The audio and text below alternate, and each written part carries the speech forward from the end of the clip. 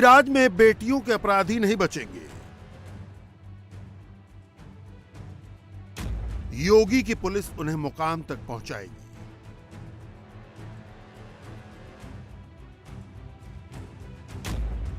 UP की नजीर मोदी के जरिए देश में जाएगी। कौशांबी में रेप पीड़िता की कुल्हाड़ी से काटकर हत्या कर दी गई। आरोपी रामनगर के कछार इलाके में छिपे हुए थे और नदी पार कर मध्य प्रदेश भागने की फिराक में थे। आरोपी पर 25,000 का इनाम घोषित किया गया था। पुलिस ने 48 घंटे बाद ही आरोपियों को मुठभेड़ में दबोच लिया। आरोपियों ने पुलिस टीम पर फायरिंग कर दी। जवाबी फायर में एक आरोपी को 3 गोली लगी, जबकि उसके साथी को पुलिस ने धर दबोचा। हत्याकांड में शामिल 2 आरोपी अभी भी फरार हैं। यूपी पुलिस की एसओजी वारदात के बाद तत्काल सक्रिय हो गई। ये महिला सुरक्षा को लेकर योगी सरकार की सख्ती है कि 2 आरोपी 2 दिन में ही दबोचे गए।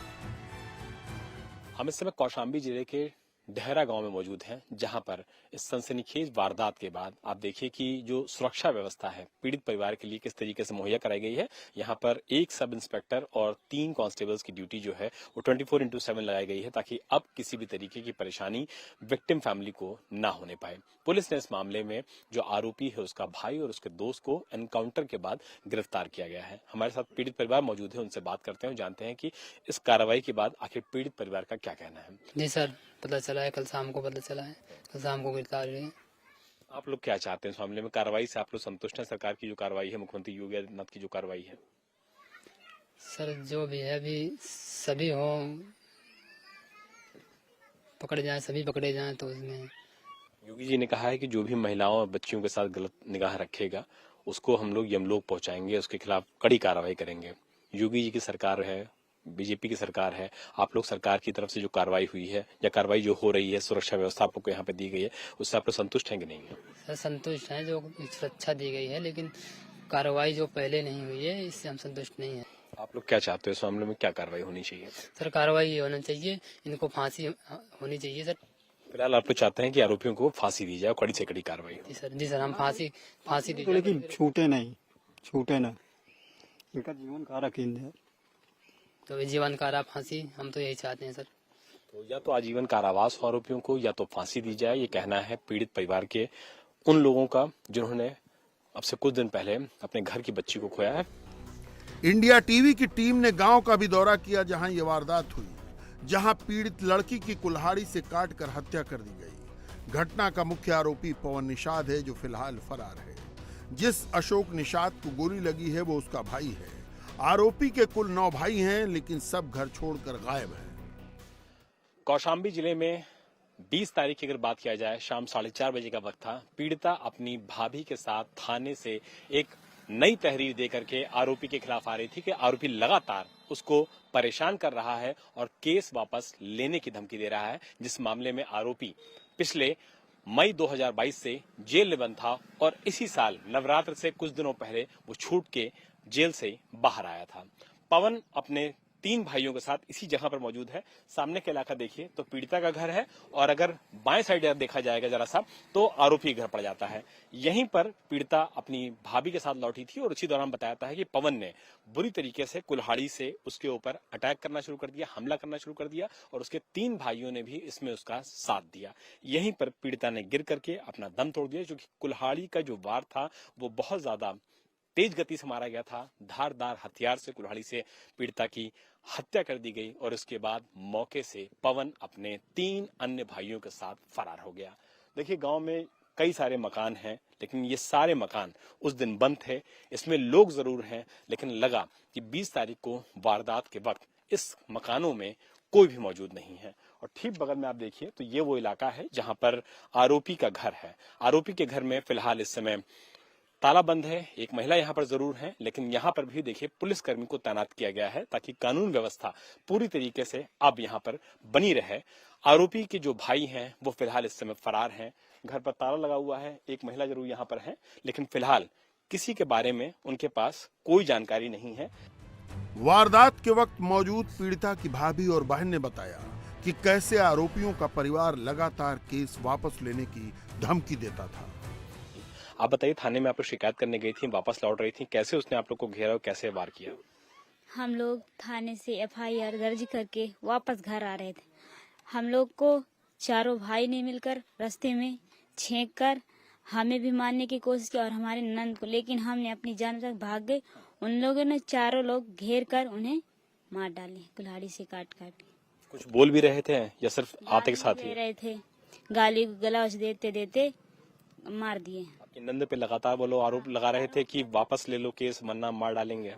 हमें ऐसा धमकी देते थे ऐसे जी। क्या कहते थे?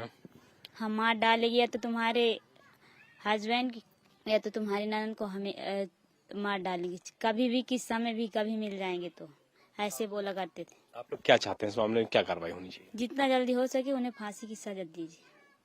आपकी बड़ी बहन थी, आपको बताया था उसने कभी किस तरीके की बात, किस तरीके से परेशान करते थे वो लोग उसको? जी बताया था। क्या बताया था, बताइए। बताया था, और रास्ते में जहाँ मिलता है वहाँ छेड़ता है, और घर में भी मोबाइल में कर चला जाता है, जबरदस्ती की मुझसे बात करे। कौन कौन था उस समय जिस वक्त आपकी बहन आ रही थी, कौन कौन मारने में था? पवन था और अशोक था, प्रभु था और लोकचंद्र था। ये सारे भाई हैं? चारों लोग मारे हैं, सारे भाई हैं, सगे भाई। कुल कितने भाई हैं लोग? कुल 9 भाई हैं। तो ये लोग क्या बहुत दबंग टाइप के हैं, गाली गलौज करते हैं, लोगों को परेशान करते हैं, आप लोग को परेशान करते थे? जी बहुत दबंग टाइप के हैं और लोगों को भी परेशान करते हैं। आसपास के गांव के लोग डरते हैं और यहाँ के भी। तो जिस समय इन लोगों ने आप लोगों के ऊपर अटैक किया, हमला किया, गांव का कोई आदमी नहीं आया? कोई नहीं, बाहर नहीं निकला है। आदमी अपना अपना दरवाजा बंद कर लिया, सब लोग अंदर दरवाजा बंद कर लिए थे। तभी तो वार किया गया है। तो ये कहानी है दबंगई की, ये कहानी है खौफ की, कि जब पीड़िता के ऊपर अटैक किया गया कुल्हाड़ी से, उस दौरान गांव में रहते तो बहुत सारे लोग अपने परिवार के साथ हैं, लेकिन पीड़िता पर जब अटैक किया गया कुल्हाड़ी से, तो किसी ने पीड़िता को बचाने की हिम्मत इसलिए नहीं जुटाई क्योंकि जो आरोपी परिवार है वो काफी ज्यादा दबंग है और उसके घर में 9 सगे भाई हैं। फिलहाल पुलिस इस पूरे मामले में कार्रवाई कर रही है। मुख्यमंत्री योगी आदित्यनाथ ने बहुत साफ कह रखा है कि अपराध और अपराधियों के खिलाफ 0 टॉलरेंस की कार्रवाई होगी, चाहे वो कोई भी हो, किसी भी समाज से हो। लेकिन अगर महिलाओं के खिलाफ, लड़कियों के खिलाफ कोई भी इस तरीके का गलत काम करेगा, ऐसी कृत्य करेगा, तो उसको सिर्फ और सिर्फ पुलिसिया कार्रवाई का सामना करना पड़ेगा और उसका जो रास्ता होगा वो जाएगा यमलोक तक। ये मामला मई 2022 का है, जब लड़की ने आरोपी पवन के खिलाफ रेप का केस दर्ज कराया था। पवन 1 पखवाड़े पहले ही जेल से जमानत पर बाहर आया था। वारदात वाले दिन भी आरोपियों का परिवार केस वापस लेने का दबाव बनाने गया था। लड़की और उसका परिवार नहीं माना तो आरोपियों ने कुल्हाड़ी से वार कर दिया। लेकिन योगी की सरकार महिलाओं की अस्मिता को लेकर सख्त है। इसका सबूत है 48 घंटे में एनकाउंटर के बाद आरोपियों का पकड़ा जाना। ये योगी सरकार की ही नहीं, पूरी बीजेपी की यूएसपी है।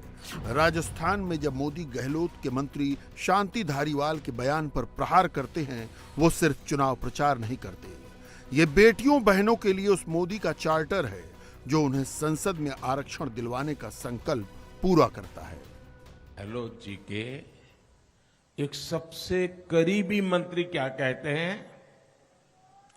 वो कहते हैं कि राजस्थान मर्दों का प्रदेश है और इसलिए महिलाओं पर अत्याचार को वो वाजिब बताते हैं। मैं जरा आपका गुस्सा देखना चाहता हूं। जिस दिन से मैंने सुना है ना, मैं मेरे गुस्से को काबू में नहीं रख पाया हूं।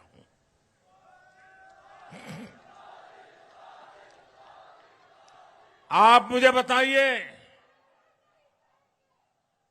क्या किसी बलात्कारी को कोई भी मर्द कह सकता है क्या? उस पुरुष की सगी मां भी उस बेटे को भी मर्द कहेगी क्या? क्या ये मर्दों का अपमान है कि नहीं है? ये हमारे देश की मर्दानगी का अपमान है कि नहीं है? क्या ये बात ऐसे ही सुनकर के राजस्थान का पानी, क्या इसको सह सकते हैं? सह सकते हैं? उपाय क्या है? उपाय क्या है? उपाय क्या है? सजा दीजिए दोस्तों, सजा दीजिए। ये सिर्फ सरकार बदलने का मुद्दा नहीं है, ये कांग्रेस के लोगों को सजा करने का मुद्दा है। महिला अपराध के मामले में एनसीआरबी की रिपोर्ट राजस्थान को लेकर चौंकाने वाले आंकड़े पेश करती है। दुष्कर्म के मामले में राजस्थान नंबर 1 पर है। 5 साल में 10,92,000 केस दर्ज हुए हैं। पिछले 3 महीनों में ही 118 बच्चियों के साथ रेप हुए। यूं तो योगी आदित्यनाथ हिंदुत्व का रोल मॉडल हैं, मगर राजस्थान में बीजेपी ने उनके उस चेहरे को पेश किया है जो लॉ एंड ऑर्डर को लेकर सख्त है, महिला अपराध के एकदम खिलाफ है। महाराजगंज में लड़की पर एसिड फेंकने वाले 2 लड़कों को पुलिस ने पैर पर गोली मारकर गिरफ्तार किया।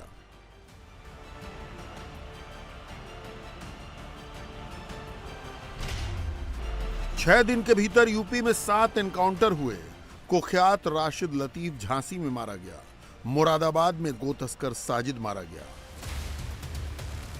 बाकी आरोपियों को भी पुलिस ने सीधी मुठभेड़ में ही गिरफ्तार किया। योगी किसी ब्रांडिंग ने बुलडोजर बाबा को भी राजस्थान में स्टार प्रचारक बनाया। राजस्थान में आज जिस प्रकार की अराजकता है, पिछले 5 वर्ष में कांग्रेस नेतृत्व की सरकार ने राजस्थान को तमाम प्रकार से पीछे धकेला है, यहां के विकास को अवरुद्ध किया है।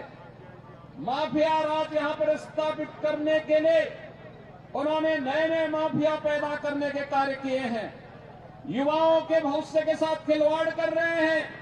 पेपर लीक के अनेक घटनाओं का होना इस बात का प्रमाण है।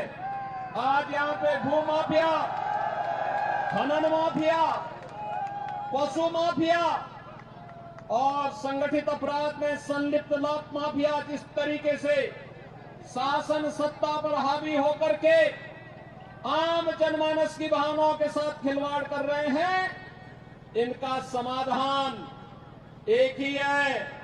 राजस्थान के अंदर डबल इंजन की सरकार है। शासन का इकबाल कानून व्यवस्था से चलता है। सीएम योगी सनातन और सत्ता का संतुलन साधना जानते हैं, इसलिए वो राजस्थान में भी डिमांड में थे। योगी ने राजस्थान में कानून व्यवस्था को मुद्दा बनाया, कांग्रेस की गहलोत सरकार को आईना दिखाया। एक साथ वो हिंदुत्व को एजेंडा बनाते हैं और कानून व्यवस्था को मुद्दा।